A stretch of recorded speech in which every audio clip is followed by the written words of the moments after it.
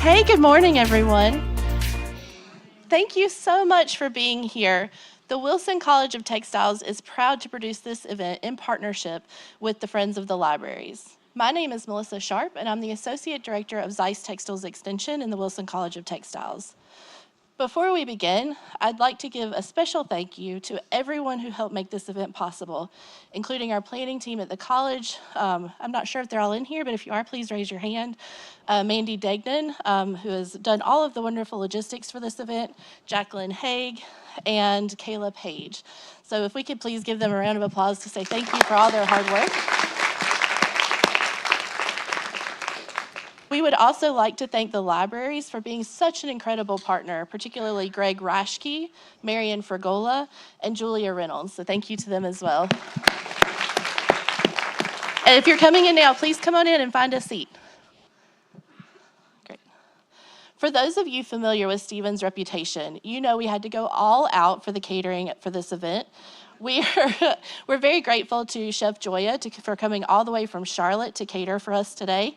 So please make sure that if you haven't eaten or if you have, please enjoy the food on your way out. And she has created an amazing menu that pays homage to Stephen's Netflix documentary, High on the Hog. You can find her on Instagram at Cooking with Chef Joya. I first met Stephen through High on the Hog. My husband, daughter, and I binge watched the entire series in a weekend back in 2021.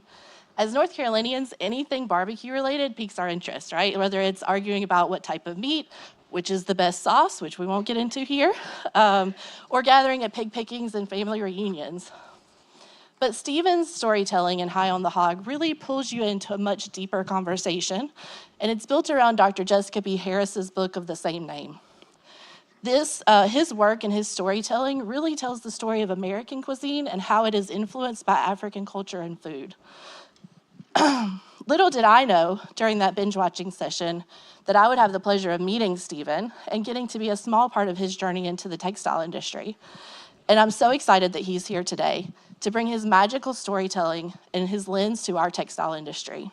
I'm so grateful for his partnership and his vision, and I could go on and on about how much I adore his work, but y'all didn't want to come hear me talk today. So I would officially like to introduce our guest of honor and welcome him to the stage.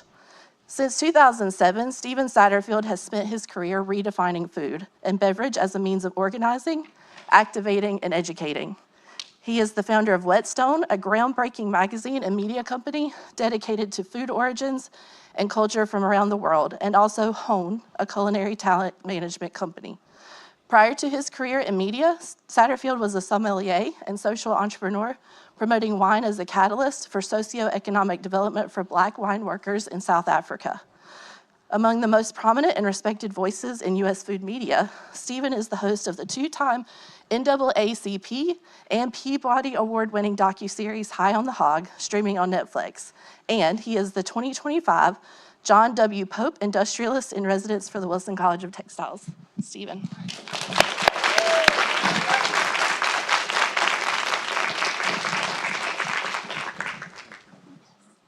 Appreciate you. Thank you.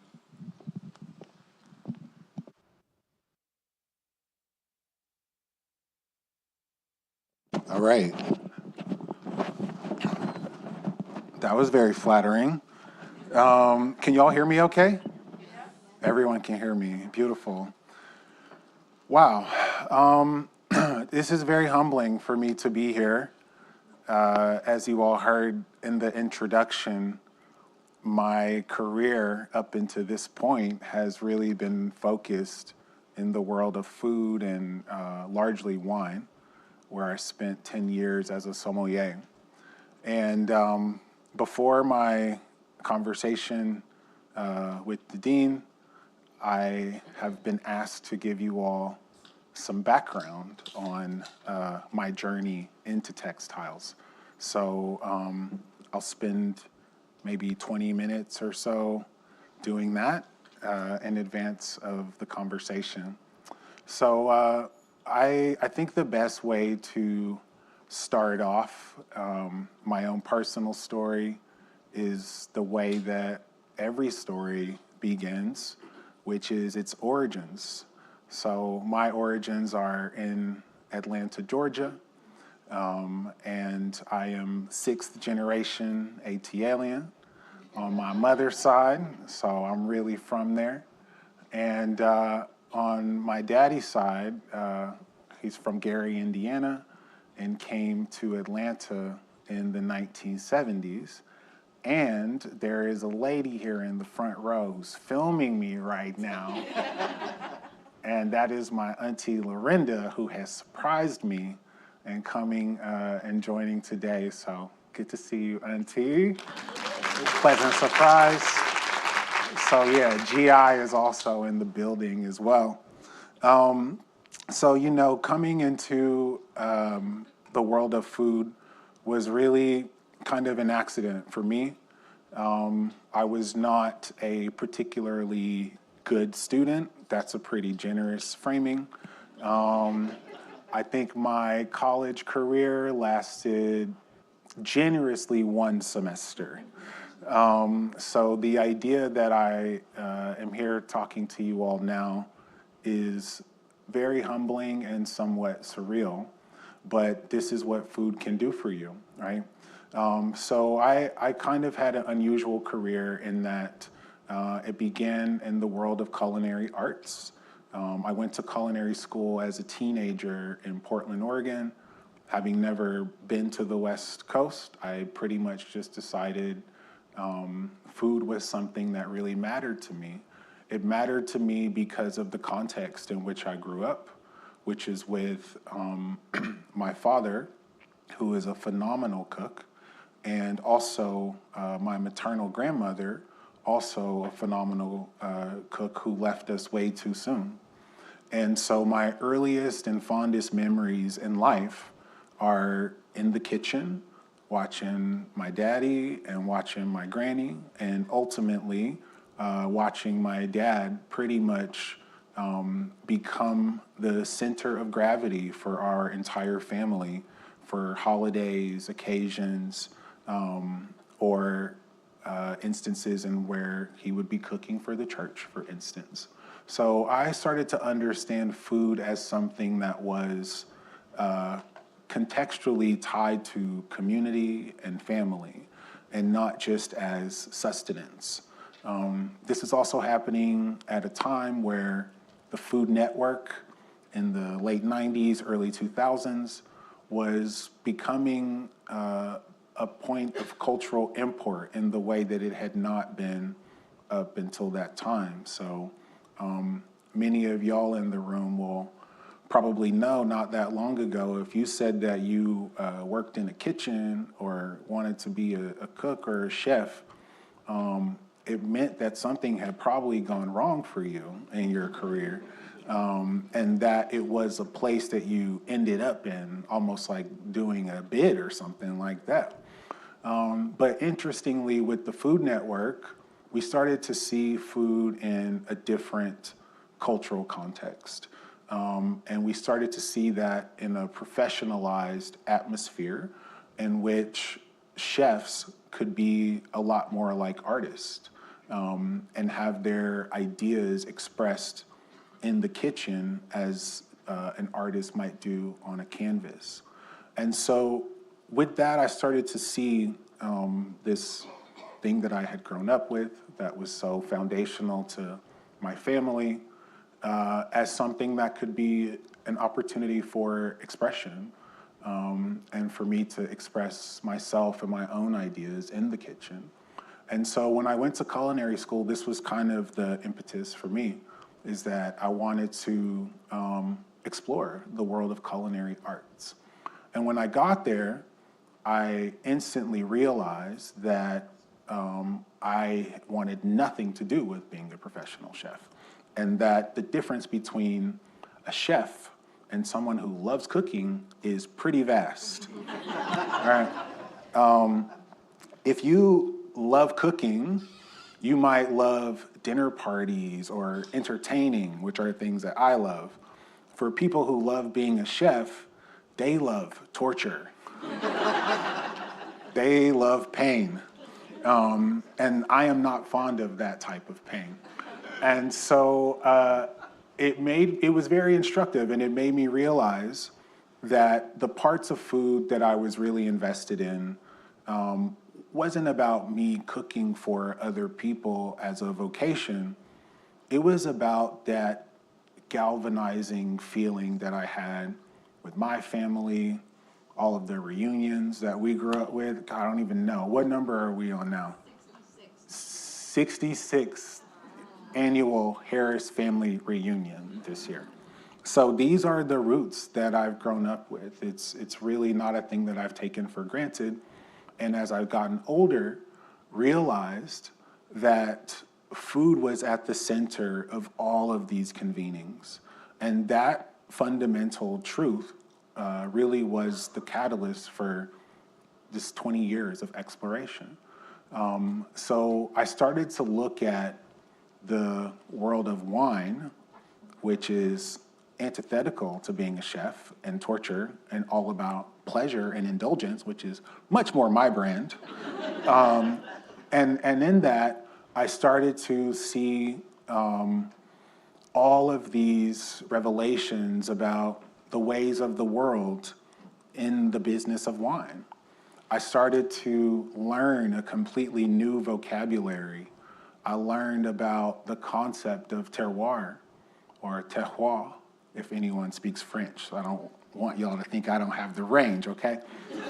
So in learning about terroir, it was a concept that was rooted in origin.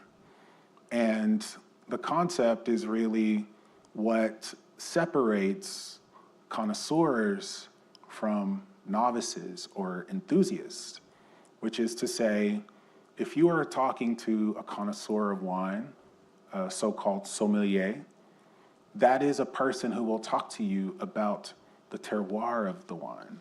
And what they're talking about is where the wine originated, where it came from, what kind of soil it grew in, what the elevation of the vineyards were, how many days of sunshine were in the region. And it ended up being this fascinating framework of understanding in which we weren't judging the wine on how it tasted, if there were blueberries or actually, was it cherries? I think it's more cherries. That was a top or tip of the surface dialogue. The real conversation among connoisseurs was a lot more fascinating.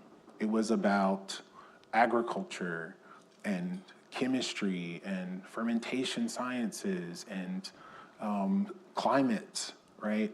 And all of these things would be expressed through a glass of wine, which up until that point, although I enjoyed drinking it, that was kind of the depth of my connection. And as I started to understand terroir and understand origin as a proxy or shorthand for terroir, I started to do something that we do a lot in the wine business, which is to anthropomorphize the wine, to talk about the wine like we would other humans. Oh, this wine is so elegant. This wine is so sophisticated. You know what I'm talking about, right? And so I wondered what would happen if I used the same rigorous analysis that I learned in being a sommelier in this anthropological context of origin. That idea exploded my brain and has informed everything that I've done in the last 20 years and probably the next 20 years. Because I noticed that the industry that I was a part of, which was very homogenous, which you all know, had a capacity to interrogate terroir and even humanize wine with a complete context of where it had come from and all of the different social and environmental factors that informed what the final product was. And I thought, if we can do this for an inanimate object like fermented grape juice, how powerful would it be if we could adopt the same framework for engaging with other humans? So if I were to meet you and to inquire about your terroir, where you were from, I would know about your soil. I would know that your granny and your daddy were fabulous cooks. I would know that you have a 66 annual family reunion that is coming up. And all of these things start to add depth and complexity and, most importantly, empathy. Because empathy is about understanding. And when we miss each other, it's because we don't understand each other. So understanding as a sommelier is the cornerstone to enjoyment and enlightenment.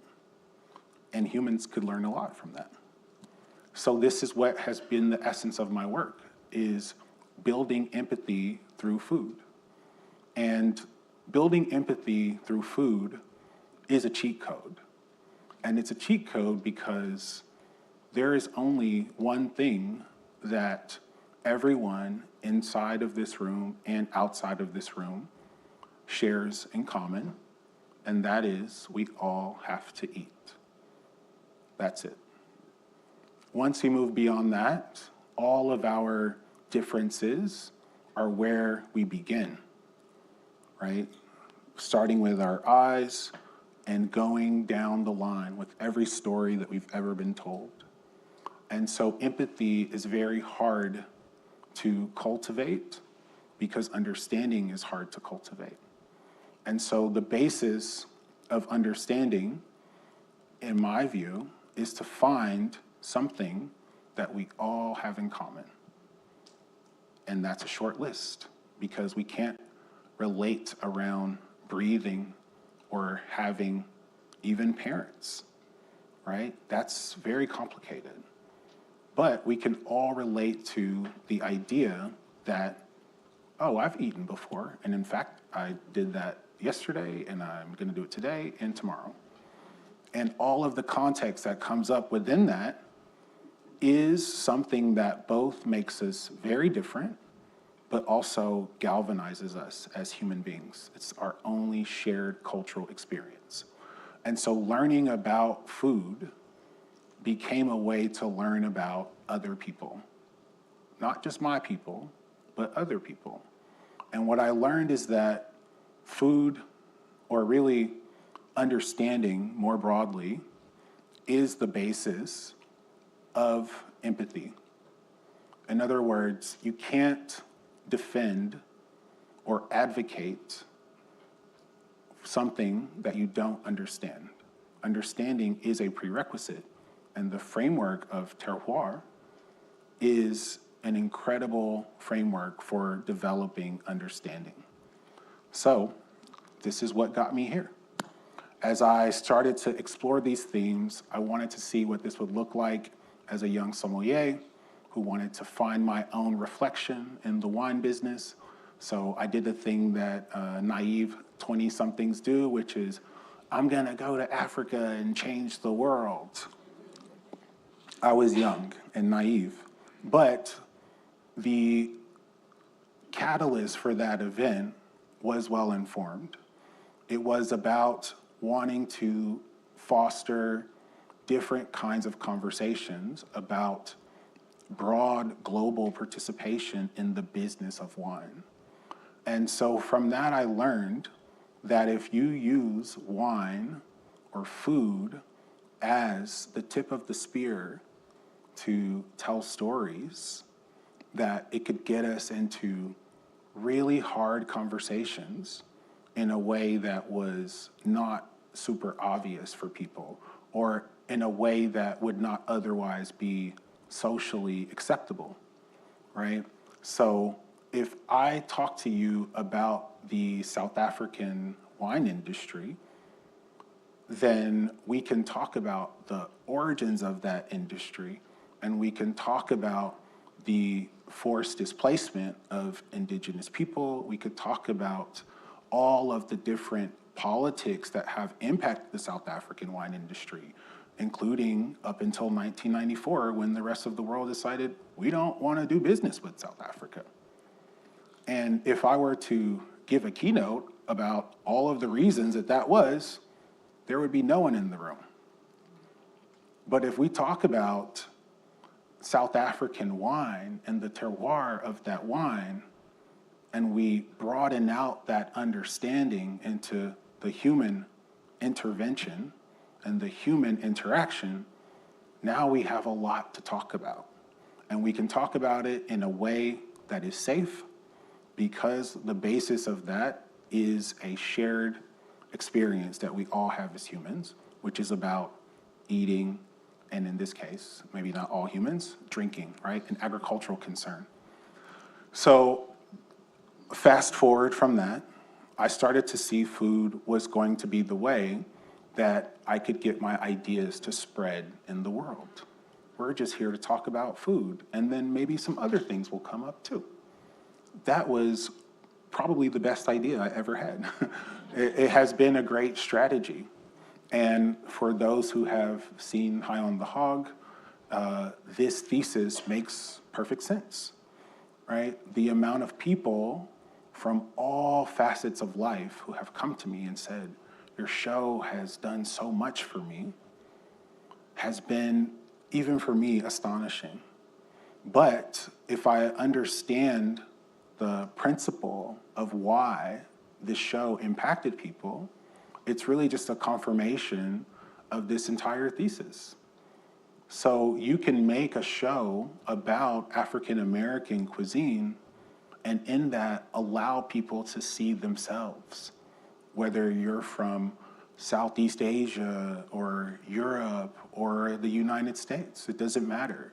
So with that, as we were filming, I had an experience. I don't know if y'all know the term B-roll, but when you're making films or you're making documentary, you know, you got the main action that you set up, but then you need little fillers as well, right? And so when you got to go out and get B-roll. So we were capturing B-roll for the first season of High on the Hog, and we were driving around near Orangeburg, South Carolina, so not too far from here. And it was in the fall, and I saw fields of white, puffy flowers. And I looked again, and I noticed that I was looking at cotton fields. And I want to say fields because it wasn't just like one large field of cotton. It was everywhere I looked. If I turned 360 degrees, I would see nothing but cotton.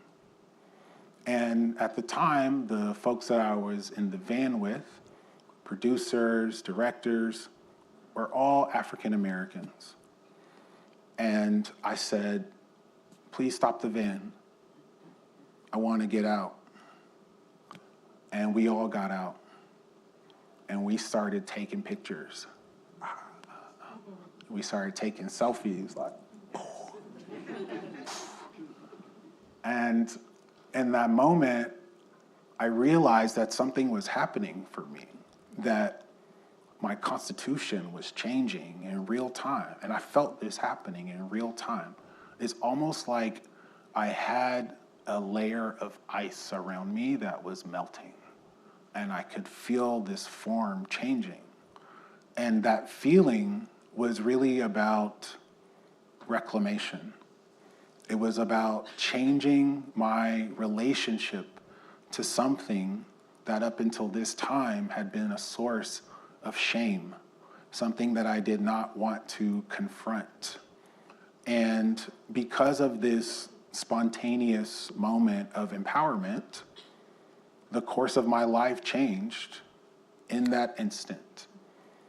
And I realized that this feeling that I had, I wanted everyone to have.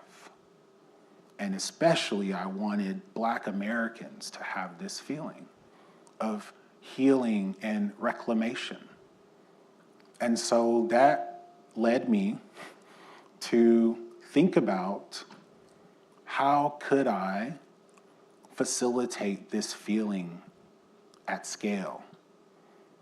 And I decided to create a way for not just Black Americans, but for the world to take part in a collective healing process in which African Americans would no longer just be the face of a brand or a designer or a nameless and faceless agricultural worker, but that I wanted to create a marketplace that would allow all of us to rewrite history and to make a new history that supported Black farmers and Black textile manufacturers. So in other words, put more simply, I wanted Black people to buy clothes that were grown by Black people and manufactured by Black people. Because not only was this not something that had ever been done, this was necessary for the kind of collective healing that we all need to move forward. And so I spent the last 3 years doing exactly this, meeting with Black farmers here in North Carolina. Hey, how you doing? Telling my story. Pretty much get the door slammed in my face. I'm just a random guy from the streets. And they don't know me, they don't know my show, they're farmers, they don't even really care.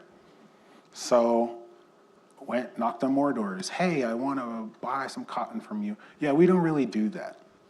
Because if you know how farming works, these folks are sending their harvest into large cooperatives. So this is the opposite of the wine business, where I could tell you, oh yeah, that hillside, the wines are $150 a bottle. This hillside, the wines are $50 a bottle.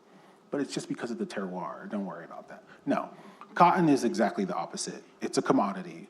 Cool, take these 100 acres, harvest them with a mechanical harvester, they're all going to the same place. There's no distinction. And so I thought about all of the times in our history, in our culture, and in fashion, where someone had connected a belief system to a marketplace premium, and now we all live in a world where this is totally normal. And I'm talking about things like organic, and I'm talking about things like fair trade, right? So if we were able to understand the social impetus to create organic and to create fair trade as a category, I felt that we could make a compelling case to develop a social impetus for the reclamation of African American grown cotton. And when I talk about reclamation in the same way that in my show, I'm talking about my experience.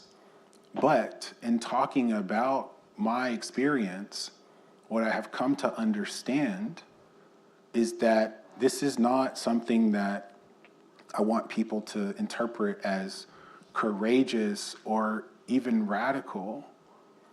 I've already lived through what happens when one shares a truthful accounting of their own experience and the liberation collectively that comes from that truthful telling. And so, of course, the way that High on the Hog impacted Black Americans or Black diaspora is going to feel different. But that story of reclamation is going to make us all feel something, even if what we feel is different. I'm actually after the feeling. I'm actually after the emotion, because once we have identified the emotional quality of what we're discussing, in this case, food or textiles, that is the moment upon which empathy can be built. So we can start by saying, your show made me feel something. And now we are bonded and connected in a way that would not otherwise be possible without food. So in the same way that I've been using this analysis in food, I felt kind of embarrassed that I hadn't been thinking about clothes in the same way. I had spent decades telling people to support local farmers, to deepen their relationship with where their food came from, talking about all of the radical potential for looking the person in the eye who grew your food, getting into food anthropology, talking about ancestral foodways. So much context and research, and at no point did I stop and think, someone also grew my clothes. Never thought about it. And I felt angry with everyone else in the food world. Like, how have we been so good at talking about farm to table and local agriculture, and no one ever stopped to broaden this framework into clothing and textiles? It seems preposterous. So that's what I'm doing now. I'm bringing these same conversations, these same revelations, these same insights from the world of food into now the world of textiles, because it is a continuum of a narrative of reclamation, and is a continuum of a narrative of building empathy and fostering empathy through deeper understanding.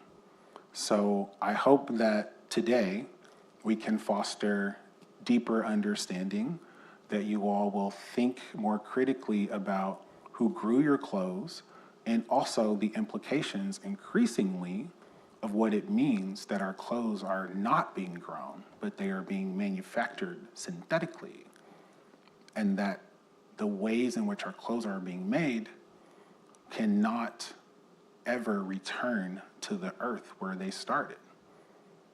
The clothes aren't biodegradable, but they used to be. So I hope that you get exactly what you're looking for from this talk. I hope that this preamble gives you some context about my career, why I do the things I do, what I believe in, and most importantly, I really just want to thank you all for even being here to allow me to be in conversation. I would love to thank the Wilson College. This is a dream for me, and I didn't even know this was my dream until it started happening. And I'm like, oh yeah, of course, like getting involved with an agricultural university where I can just be a nerd about textiles, like obviously this is my life's destiny. So thank you all for facilitating that. Thank you for being here, and I'm very humbled and hope you all enjoyed the conversation today. So thank you very much.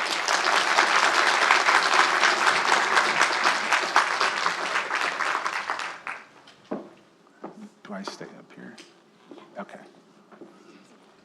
Wow, thank you, Stephen. What an incredible insight into your journey into the textile industry. Like so many of us, you sort of accidented into it, but it brings you in and it holds you in a way that is really special.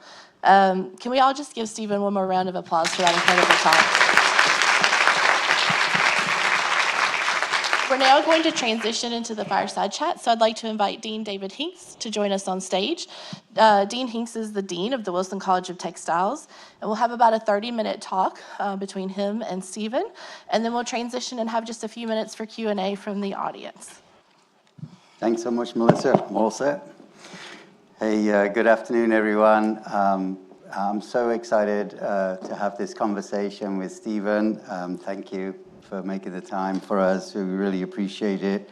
And I've already learned a lot. I don't know about you. But when I first met Stephen, I was told by Melissa, we're going to meet this guy. He did this Netflix show, it's High on the Hog. Have you seen it? I go, no, I don't think so. I'm not sure if I have. And he said, we're going to meet with him. And I said, that's fine. And I thought, well, I'll make a note to watch High on the Hog, before I met this guy. And I didn't get a chance to do that. And when we first met, I was sitting there trying to decide if I was going to actually admit that I hadn't watched High on the Hog.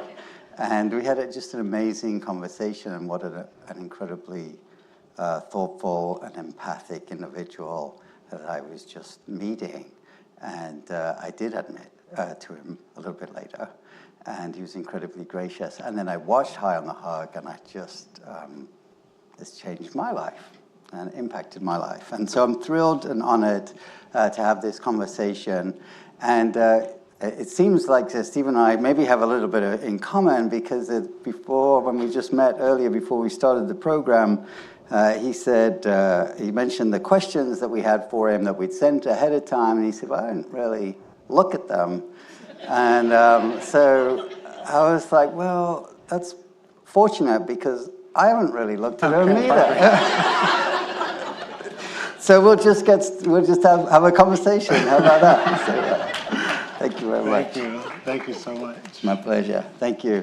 That was an amazing setup as to how you came into textiles, and I was just struck by, maybe you could start out by elaborating a bit more about what your experience has been with meeting people in textiles so far in the United States, and what is evolving for you? So what are you seeing about the industry that is perhaps helping you in this journey?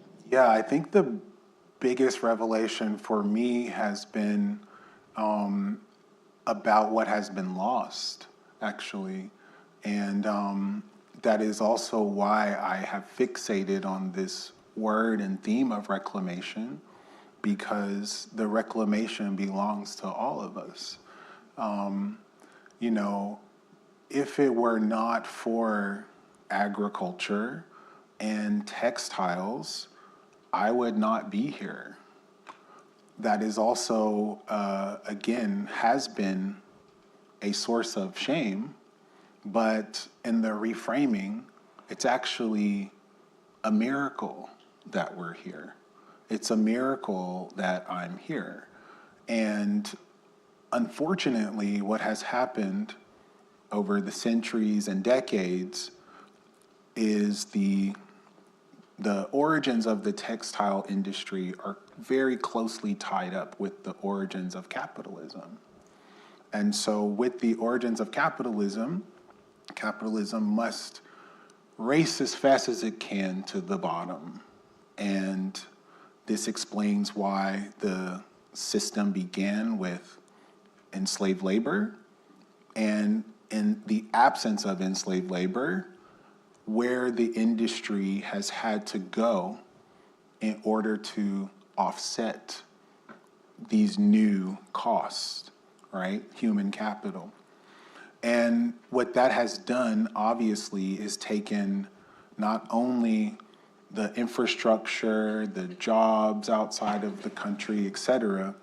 What it's done that I think is the most damaging is that it has separated all of us from the craft and skill and magic of what goes into making clothes. It has been so humbling for me to understand how, in my case, 100,000 pounds of cotton could be repurposed into a t-shirt. I had to learn about spinning and weaving and knitting and, cutting, sewing. In fact, I know that people don't know what goes into the making of our clothes, because if we did, we would all be defending this industry.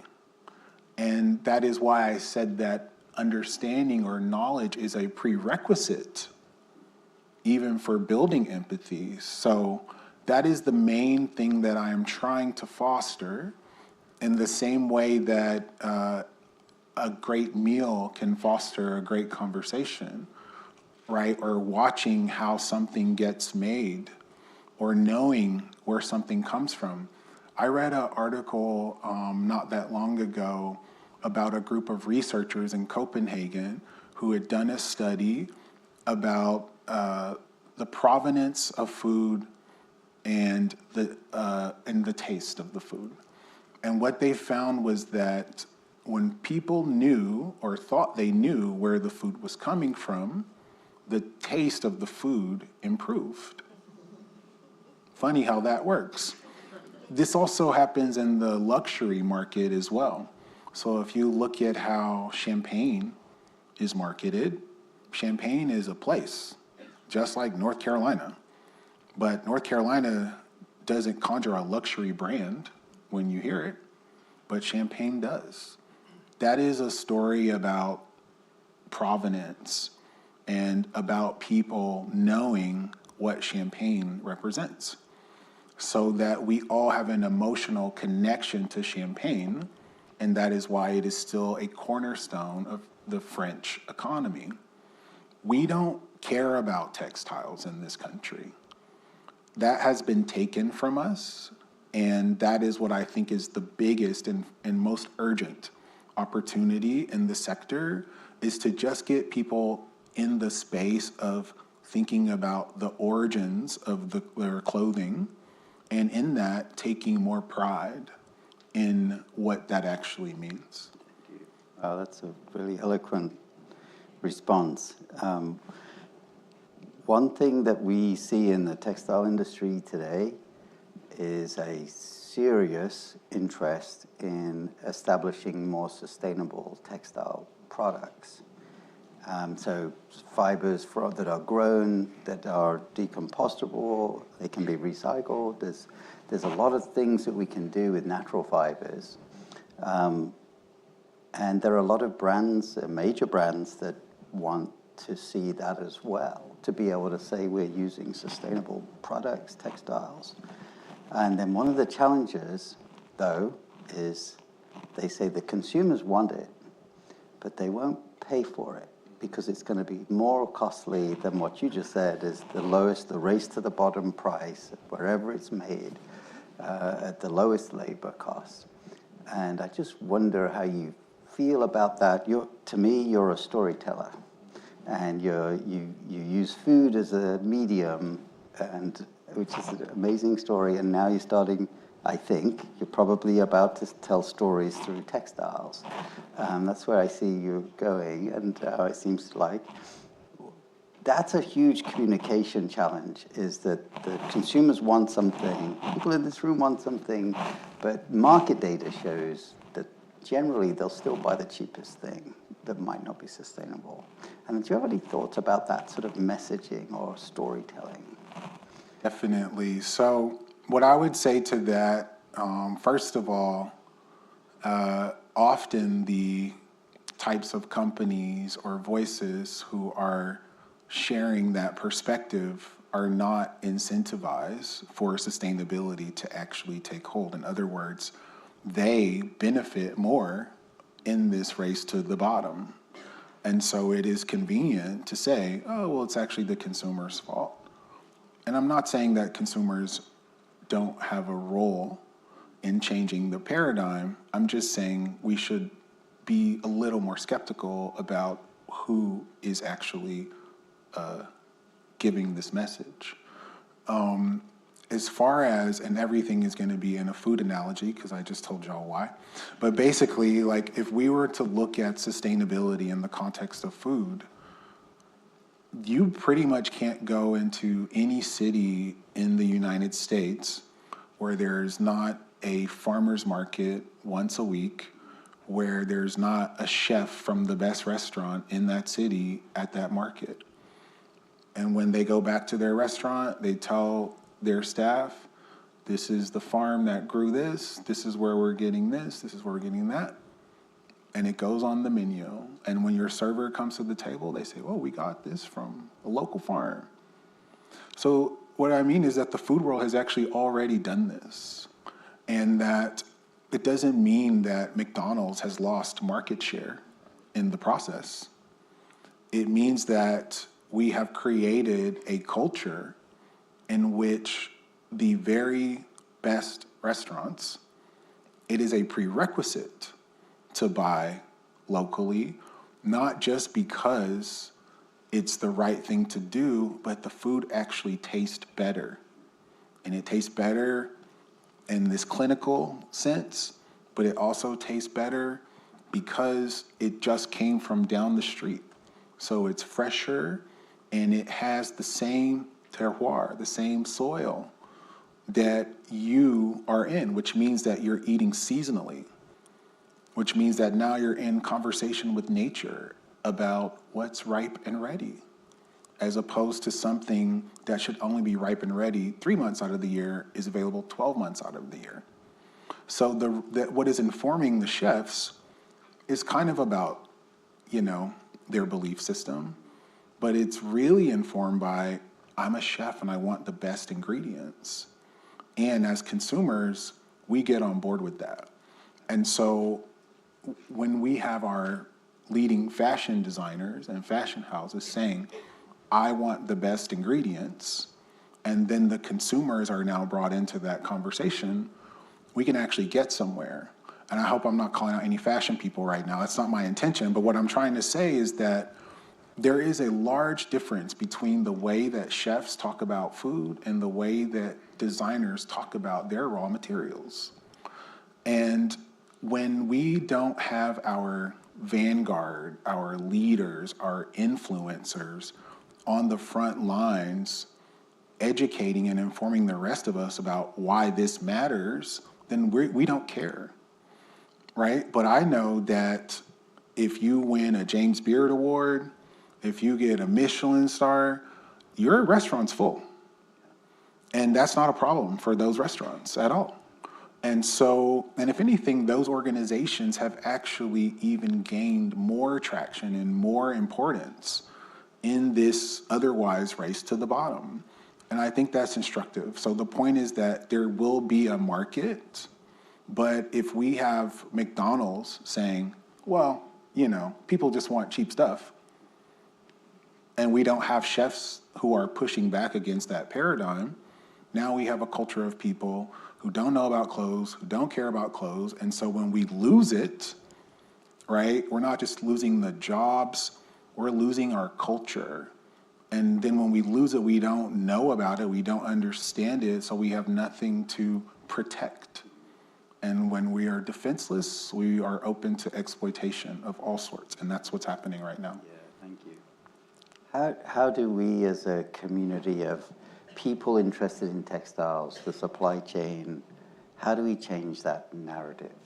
In the Wilson College, I've been here 30 years from the UK and watched the UK textile industry leave the UK, significantly leave to other countries. And then the same thing happened when I came here. And then I started to think maybe it's me because it started in England and now it's starting here.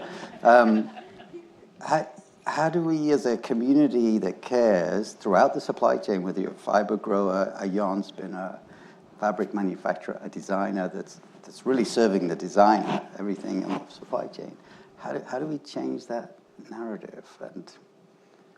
Well, I think first and foremost, we have to want to do it, right? I don't know if there is a coherent and cohesive message that has been shared across the board in textiles. Whereas in food, our relationship to the point of origin and the producers and how we talk about that. So as I started off with wine, so when you come into a nice restaurant and I'm talking you through the wine, we're gonna be talking about where it came from. And this is why I keep returning back to this point, because it alters our brain chemistry when we understand where something has come from. This is also why, conversely, when cultures or histories or identities are erased or obfuscated, what fills the place, what fills the vacuum is not to the benefit of the collective that has just been erased, right? So in this case, what the textile sector needs is a provenance story. There's no story, as I said, that begins without place. We have to be grounded in the story. And textiles, because of offshoring, I mean, that is a byproduct. It's not really what happened in a vacuum. But because it has happened, we're now in a place where the sector is defenseless, struggling to defend itself because it's fragmented, it's not unified, it's not cohesive, it's not place-based, right?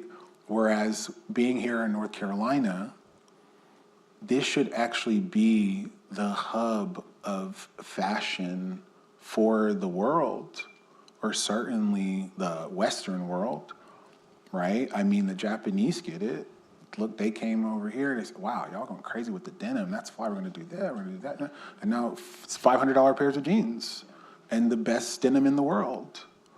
And they know that, oh, this is American. Well, American, we're going to perfect Americana. They're trading off of our geography more effectively than we are. Oh, thank you for that. That was an applause line. I didn't even know. And so, like, all of the great stories in the commercial context, and especially in textiles, are missing the point of origin, are missing the terroir. And absent that, there's no romance, there's no intrigue, there's no stickiness to why I should actually care about a word that I might not even know, because that's how far removed we are from our collective, I want to say that again, culture. And so now that we're removed, what has filled the vacuum are the interest of large multinational companies who don't really care about us, unless we're shareholders, by the way, in which case they work for us. But otherwise, they don't care. And if we don't care, we've given them permission to not care.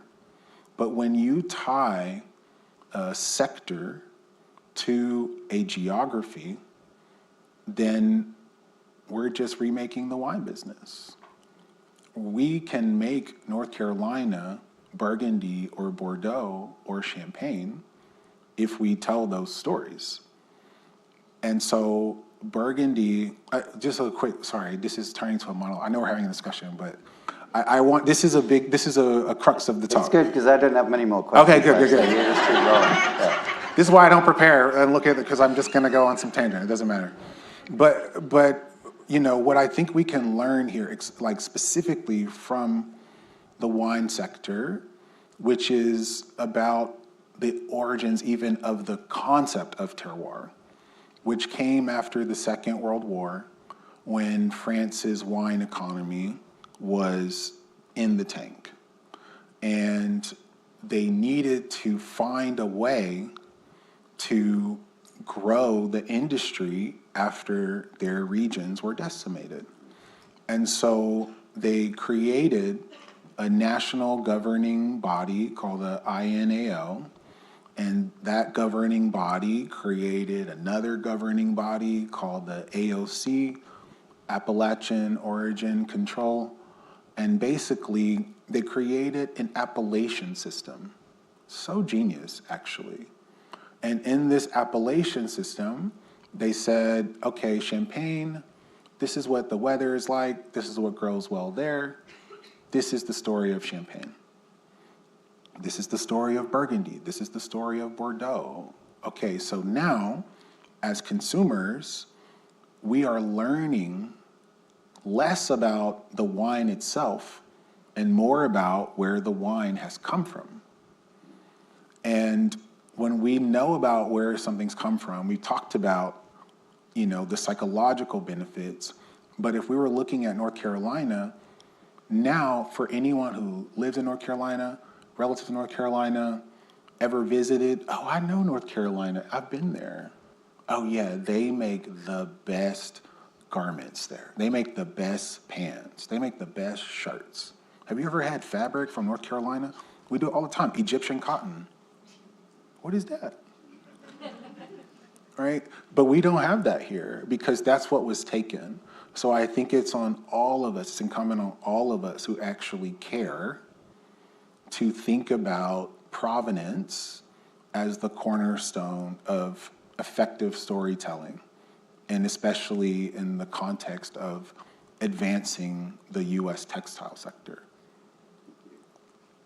In your journey in textiles, I don't know what your experience you've had in the Western North Carolina, and as we all know, has been devastated by Hurricane Helene, and some of the textile designers and artisans and the larger manufacturers have really been devastated as well.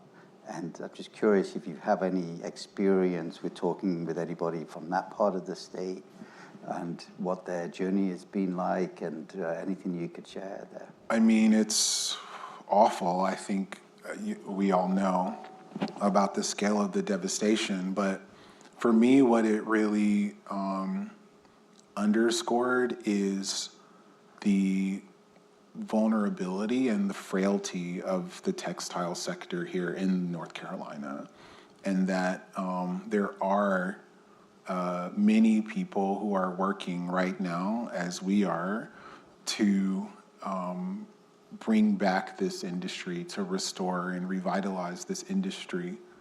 And yet we are just a hurricane away or a weather event away from losing it all. You know, when we talk about there only being a couple spinners in the entire state, if we want to produce clothes in the US, which I want to do, we have to protect these people like our lives depend on it.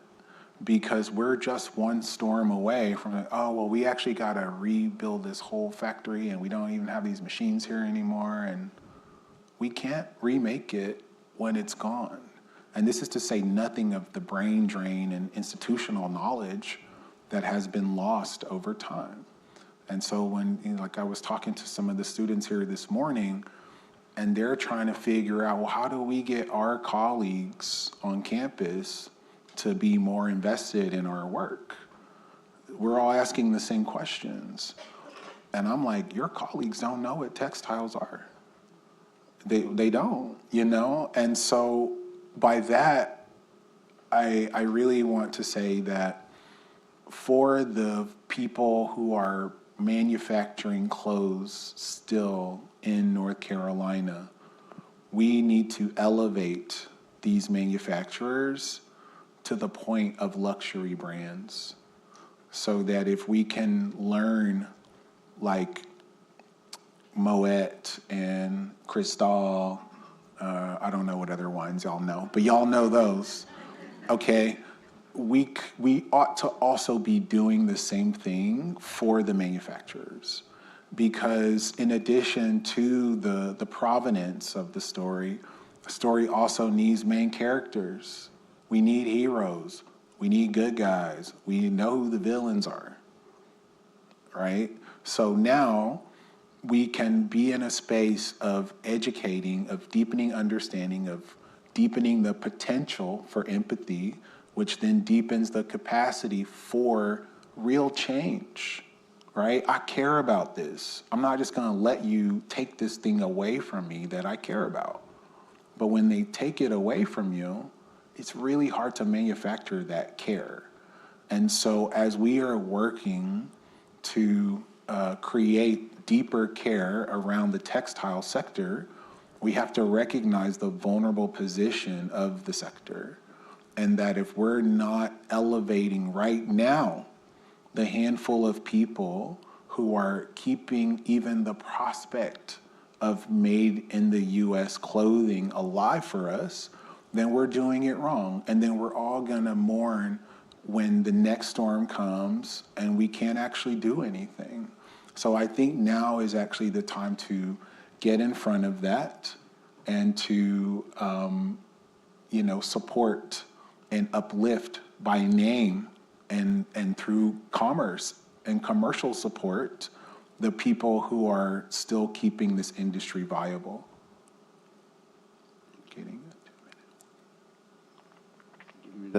One more question, and then we'll open it up. Is that okay? Yeah. You're not only a storyteller, you're an entrepreneur. And in NC State, I think has so many entrepreneurs, whether they're in textiles or other disciplines. Do you have any advice for young entrepreneurs about how to approach their journey? Yeah, well, they or y'all or whoever will not be surprised to know that it's all about story. And, I was just saying this morning that in the world that we now live in, the economy is an attention economy, and that our currency, the USD, is actually a less valuable currency than the currency of attention. So marketers spend significantly over the value of a dollar to capture fragmented attention. So what that means, if you want to start a business now, what you actually need to focus on is how you will compete for market share of attention. In fact, more so than market share of product. And the ways that you build a market share of attention comes down to how effective or compelling your story is. So y'all got to get good at telling stories. And the makeup of great storytelling, as y'all have heard, is about understanding the origins, right? Long ago in a galaxy far away. These stories place us. So we need to know about origin.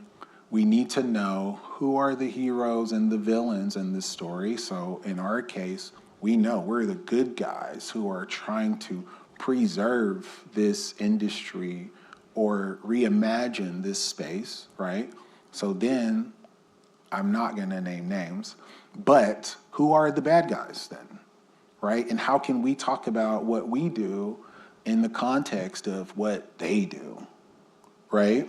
So I think that stories that have clarity, that are rooted in place, that are rooted in heroes, and that are rooted in, most critically, a powerful emotional truth.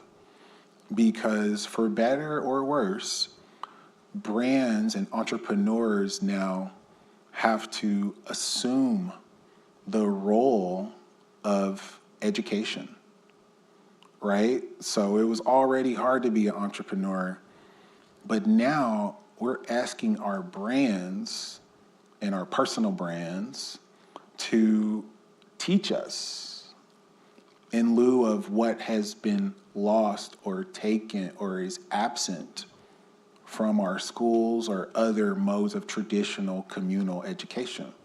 So if we don't know how to sew clothes because we lost that in one generation, or we used to grow a garden and we lost that in one generation, well, now as an entrepreneur, if you're going to be selling clothes or running a restaurant, you have to actually connect me emotionally to what has been lost so that your brand and your story starts to look a lot more like a solution to a problem I didn't even know that I had. Thank you. Melissa?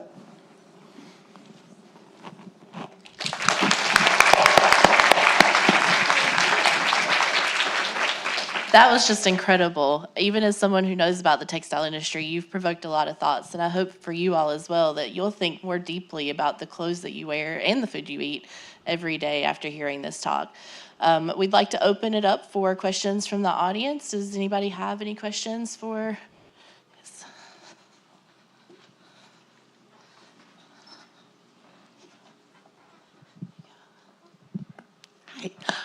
So first of all, I just wanted to say thank you for, in a world where a lot of the time it feels like the only acceptable education anymore is a STEM education in engineering and business, to remind us of the importance of liberal arts types education to solve these challenges. But my question really is, you talked about this idea of the power of kind of turning around how we think about food, how we think about chefs.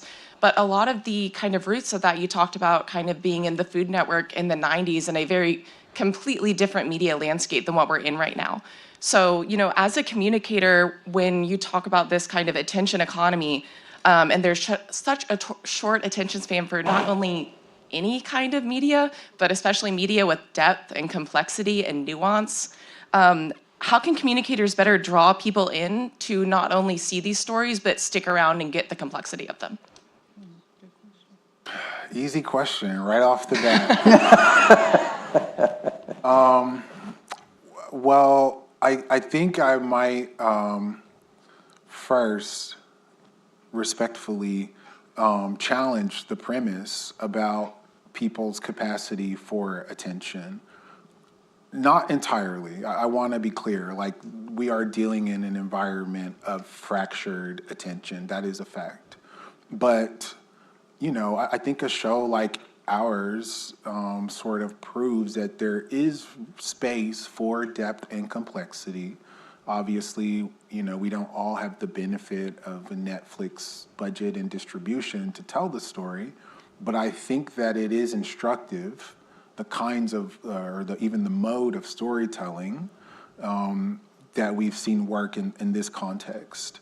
And by that I mean, again, a truthful accounting, right? People are really hungry for what's real and true and also revelatory, right? And I think that, again, maybe this is asking too much of the brands now, but unfortunately, this is the role the brands will now have to fill this vacuum in the absence of this knowledge, being taken away from us.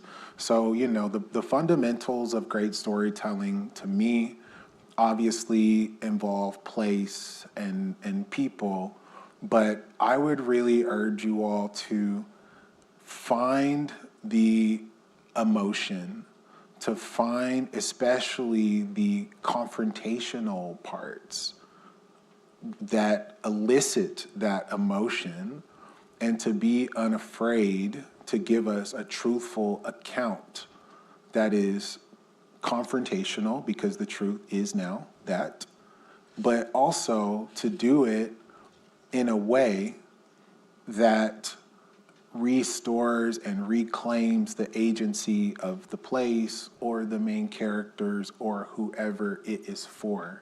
And your community will find you. I promise they will find you, because I had a whole career talking about all of this way before the show came out. And I haven't changed any of my messaging ever, right? I've been saying the same thing since I was a 20-something-year-old sommelier. And fortunately, because of that, there was a blip in time where, oh, this is an interesting story you've been telling. Now we want to amplify that story. And now I'm telling the same story after the fact, right? So I think that when you have a clarity and conviction with an emotional core to it, that your audience will find you. And when your audience finds you, that will build your leverage to be able to bring more budget or resources or time for long form types of media. Other questions?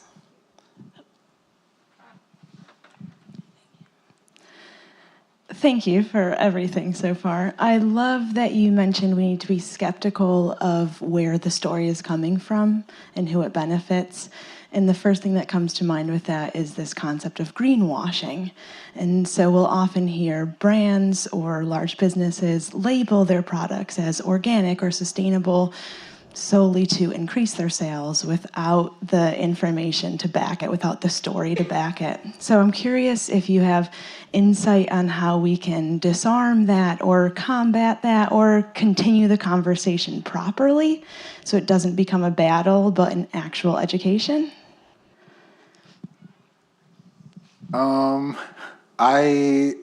I really hope that I'm not being redundant. That's why I've paused there, because I really don't know how to combat greenwashing other than to get people to understand that they're getting played, right? No one likes that feeling. And the feeling that those companies are trading on is about the opposite of that, which is about making you feel that you're doing something right in the world.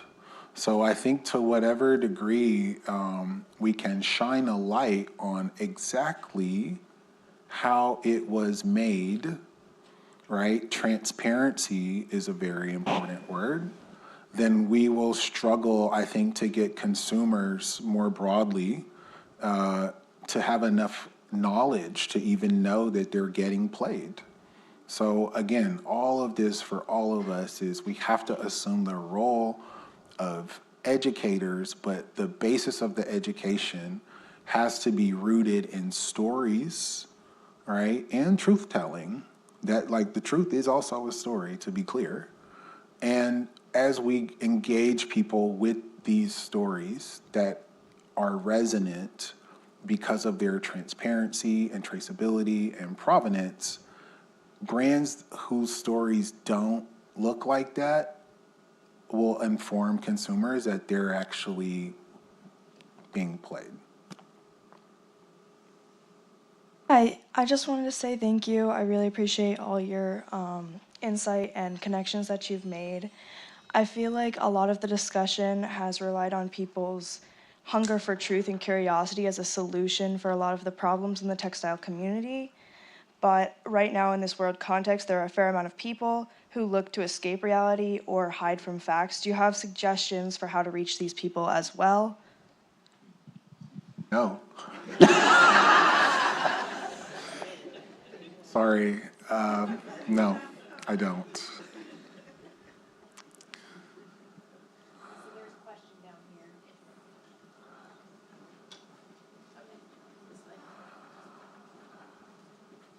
So while she's bringing the mic, it strikes me that you've had an incredibly successful documentary on food. Will you tell the story of textiles through a documentary? I really hope to. I hope to. Stay tuned. Yeah. Hey, this has been amazing. It strikes me that there's such a parallel between fast fashion and fast food, and I feel like the government has always had a big role in pushing things down to the bottom and helps support artificially cheap food. Does the government have a role in subsidizing cheap fabric and synthetic fabric? Well, I agree with the premise, of fast food and fast fashion. I do know a lot more about the way that those subsidies have happened in the food space than I do in the textile space. So I don't want to speak, too specifically to what those subsidies look like. But I just would say that, again, we're talking about publicly traded companies. And so the lines between government as kind of the most powerful and influential actor as opposed to the wealthiest among us being the most powerful actors has completely been destroyed. Right? So in an older paradigm, we might be looking at the ways in which the role of government created these subsidies because they're government. They're all big and powerful and all-knowing. I think the world that we're living in right now, the reality is that the governments work for the corporations. The corporations have more power than government. And so, as opposed to like looking at the subsidies from the government, and not you shouldn't look at them, I just don't know. But for me, I think what's more instructive is looking at just the power dynamics. Who owns the power? And then interrogating what we're being told by the most powerful interests and follow the money of the most powerful interests. And a lot of times that happens outside of government when lobbyists are telling the government what the deal actually is.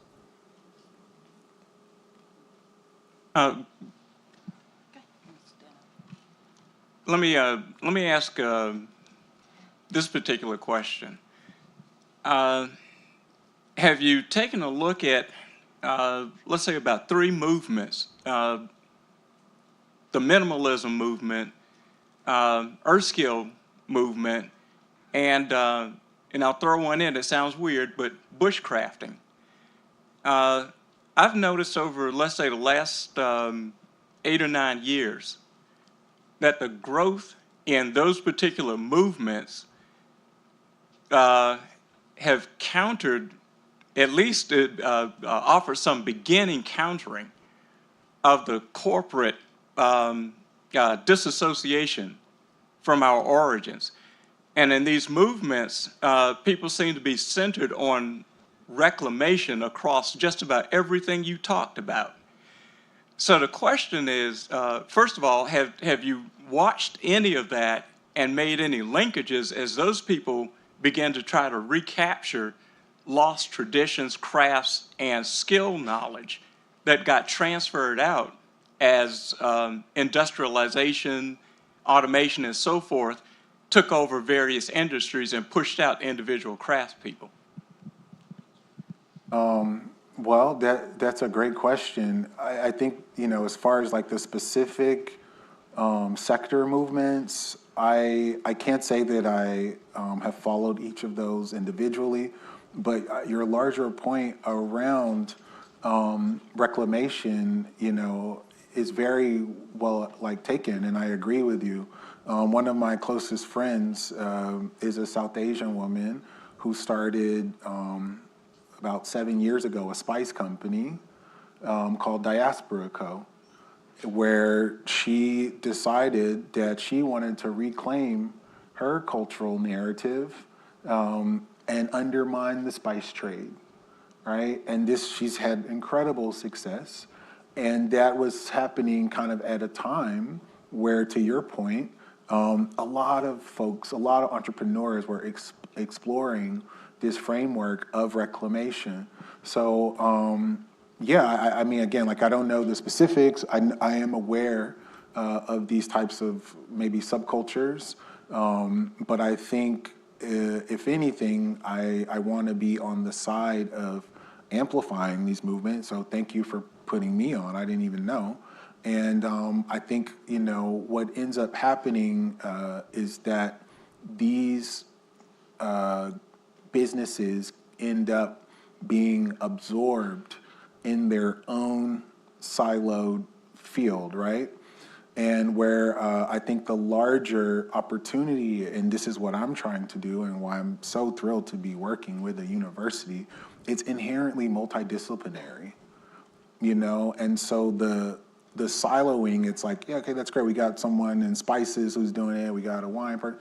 It's not enough, actually, because there's not an opportunity for a cohesive narrative through line that connects us all. And I think that's really what's missing, especially as an antithesis to something like capitalism, which is so clear in its objectives, right? Any movement against this destructive industrialization, capitalism, whatever you want to call it, we have to be just as clear in how we counteract that. And that clarity and action and support needs to move across these different silos and not just be, one or two entrepreneurs in each of them.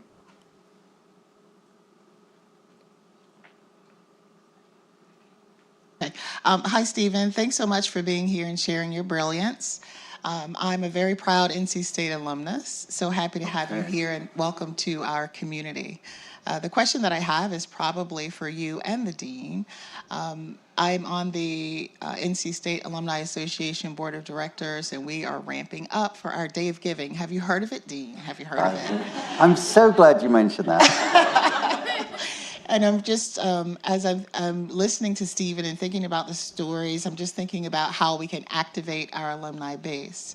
So the question that I have for both of you is, can you give us some ideas that we can take today so that we can support the work that Stephen is doing for our students and for the broader university?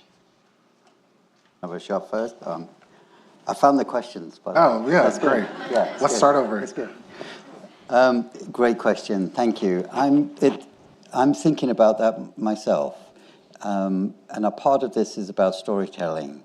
one of the biggest challenges we have that I've seen in the college for 30 years is we have an open day where we're recruiting mostly high school students. They come with their families. If you have a teenage kid that's gone to college or going to college, you'll have experienced this. Hopefully you go around lots of different universities, you check out different things, and the framing that almost every family member comes, often with the parent, is, why should my kid come to textiles?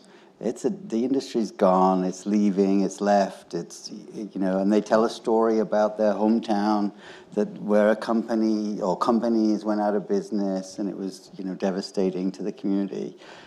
And we give them a tour, because they've come anyway, somehow, they've come to our door, and at the end of the tour, I call it the I had no idea tour. Because at the end, they say, I can almost guarantee these 4 words are going to come out of their mouths if they haven't been in the college, is I had no idea that textiles is all these things and can be all these things. So I think a part of this is about finding the right people to help us tell our story in authentic ways. And Stephen is an amazing storyteller. And I don't know where this journey is going. I don't think he knows where this journey is going, together or separately, but I'm really excited and to support entrepreneurs that are really the future of the textile industry and in the United States. And I think this gentleman mentioned a movement. I sense there is a movement, opportunity for textiles in the United States today for lots of reasons. And I think Stephen will hopefully help us tell our story and attract incredible people into the community.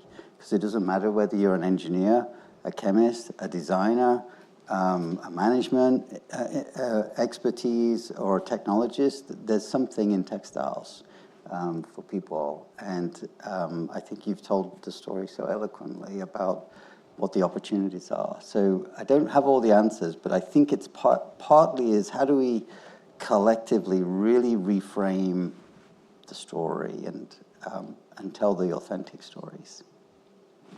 I hate to cut the conversation off there, but we have to whisk these two away to their next appointments. Thank you all so much for joining us today. Again, please make sure you stop and enjoy some of Chef Joya's food on your way out, and we'll keep you posted on how we're going to continue this conversation as we move forward.